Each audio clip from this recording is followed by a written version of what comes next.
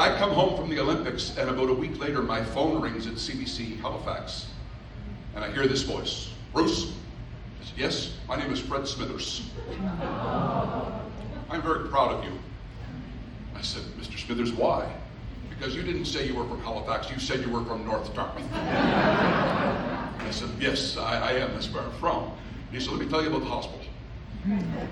That was the year 2000. Let me tell you about the hospital. And I think he would be, I know he'd love to be here tonight, I think he'd be so proud, which brings us leaping ahead now to 2025. In September of this past year, I get a call from my mom who says, your dad fell in the kitchen really hard.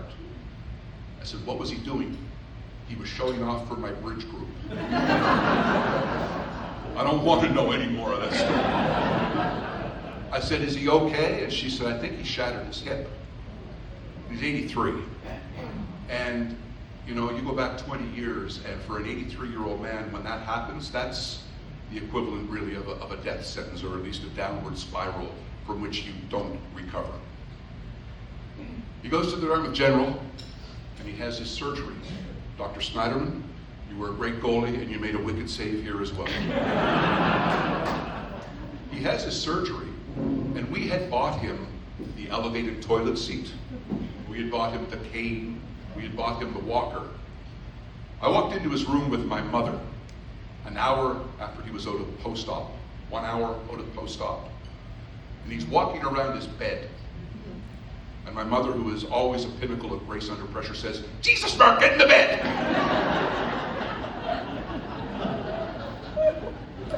And he said, they told me to get up and move around. Not yet!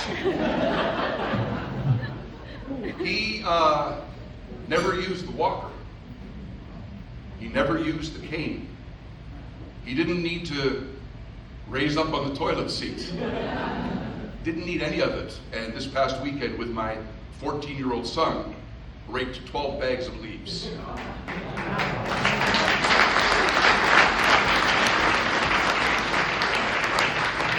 He had his surgery in late September, ladies and gentlemen, at the age of 83. I'm not sure when Fred Smithers called me in the year 2000 to extol the virtues of Dartmouth General what his dream was, but I bet you it's something like that. I bet you it's something like that. So, Dr. Snyderman and crew, thank you on behalf of the Rainnie family. He's going to do more leaves this weekend, and we're going to have him for Christmas. So thank you.